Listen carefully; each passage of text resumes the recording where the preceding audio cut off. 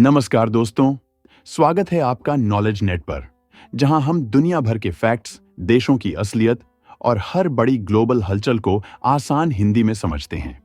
तैयार हो जाइए, क्योंकि आज जिस कहानी में हम उतरने वाले हैं, वह सिर्फ चीन और जापान का विवाद नहीं है। ये आने वाले महीनों में पूरे ग्लोबल आर्थिक सिस्टम की दिशा बदल सकती है। अचानक चीन ने अपने नागरिकों को जापान यात्रा न करने की चेतावनी जारी कर दी। बाहर से यह एक साधारण एडवाइजरी लग सकती है, लेकिन इसके भीतर एक गहरी रणनीति छिपी है। कुछ ही घंटों में जापान की टूरिज्म, रिटेल और हॉस्पिटैलिटी कंपनियों के शेयर धड़ाधड़ गिरने लगे। एयरपोर्ट से लेकर होटलों तक, छोटे दुकानदारों से लेकर लग्जरी ब्रांड्स तक, हर कोई एक ही सवाल पूछ रहा है, क्या चीन ने जापान के सबसे कमजोर आर्थिक नर्व पर वार कर दिया है? यह कहानी शुरू होती है जापान की नई प्रधानमंत्री ताकाई ची के सत्ता में आने के साथ, जो शुरुआत से ही चीन के प्रति सख्त रुख के लिए जानी जाती है। प्रधानमंत्री बनते ही उन्होंने ताइवान को स्वतंत्र देश कह दिया।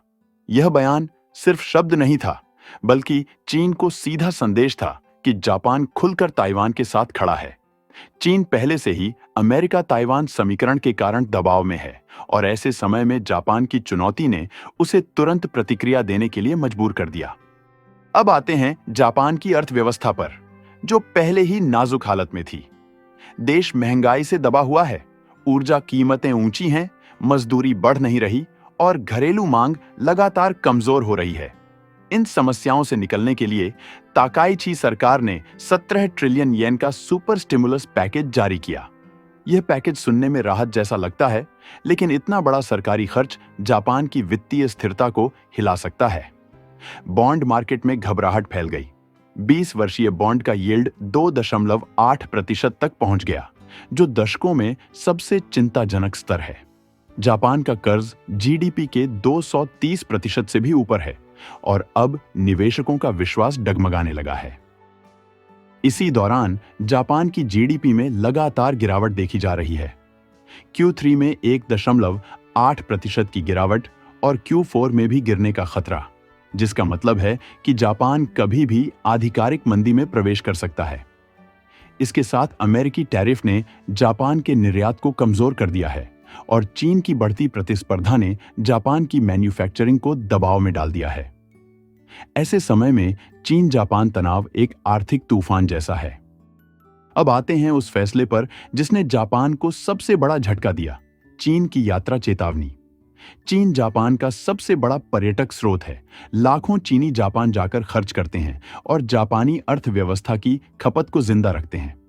जैसे ही चीन ने जापान यात्रा न करो कहा, टूरिज्म और रिटेल शेयर ताश के पत्तों की तरह गिर पड़े। शिसेइदो, जापान की एक सबसे बड़ी ब्यूटी कंपनी, 9 से 11% टूट गई। तकाशिमाया, फास्ट रिटेलिंग, डॉन किजोते जैसी दिग्गज कंपनियां भी भारी गिरावट में आ गईं। यह सिर्फ शेयर गिरावट नहीं थी, यह एक संकेत था कि चीन अब जापान की अर्थव्यवस्था में दर्द पैदा करने वाला दबाव बढ़ाएगा। चीन ने जापानी सीफूड पर भी प्रतिबंध लगा दिया।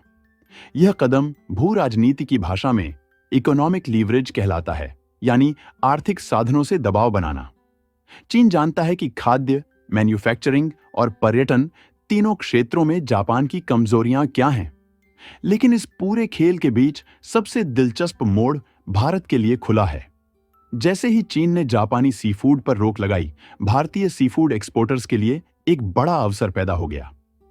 भारत की सीफूड इंडस्ट्री पहले से ही 7.4 अरब डॉलर की है, लेकिन अब चीन के बाजार में भारतीय कंपनियां अपनी हिस्सेदारी तेजी से बढ़ा सकती हैं। अवंती फीड्स और कोस्टल कॉरपोरेशन जैसी कंपनियों के शेयर 5 से 11% तक चढ़ गए। यह सिर्फ एक मार्केट रिएक्शन नहीं था, यह संकेत था कि भारत इस भू राजनीतिक संकट का आर्थिक लाभ उठाने की स्थिति में है। भारत सरकार का हाल ही में घोषित 450 अरब रुपए का एक्सपोर्ट सपोर्ट पैकेज इस बढ़त को और मजबूत कर सकता है। लेकिन इंडिया के लिए यह लाभ स्थायी है या अस्थायी? यही असल सवाल है। अगर चीन और जापान के संबंध पटरी पर आ गए, तो भारत का यह फायदा सीमित हो सकता है। इसलिए भारतीय कंपनियों को सिर्फ मौजूदा मौके पर नहीं, बल्कि गुणवत्ता, ब्रांड बिल्डिंग और लॉन्ग टर्म सप्लाई चेन पर फोकस करना होगा। एशिया का मार्केट तेजी से बदल रहा है और जो देश स्थिर सप्लाई देने में सक्षम होंगे वही लंबे समय में विजेता बनेंगे।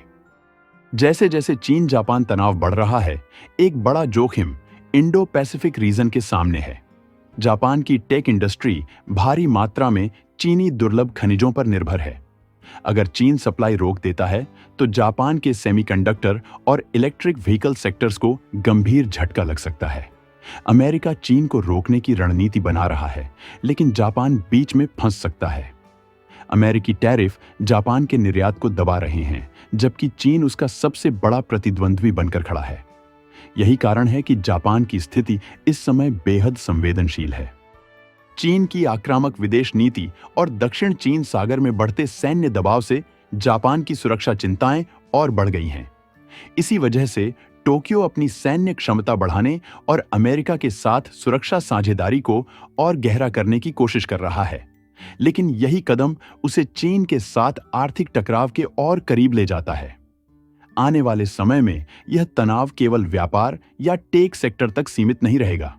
यह पूरे इंडो पैसिफिक की रणनीतिक स्थिरता को प्रभावित कर सकता है। जापान को अब यह न केवल तय करना होगा कि वह किस ब्लॉक के साथ खड़ा रहेगा, बल्कि यह भी कि वह अपनी अर्थव्यवस्था को इन बड़े भूराजनीतिक झटकों से कैसे बचाएगा। इसी तनाव के बीच जापान अपनी सप्लाई चेन को सुरक्षित करने के लिए वियतनाम, मलेशिया और भारत जैसे देशों में निवेश बढ़ा रहा है। लेकिन इन देशों में उतनी क्षमता अभी विकसित नहीं हुई कि वे चीन का पूरा विकल्प बन सकें। साथ ही जापान की घरेलू अर्थव्यवस्था पहले से ही धीमी वृद्धि और वृद्ध होती आबादी के दबाव में है।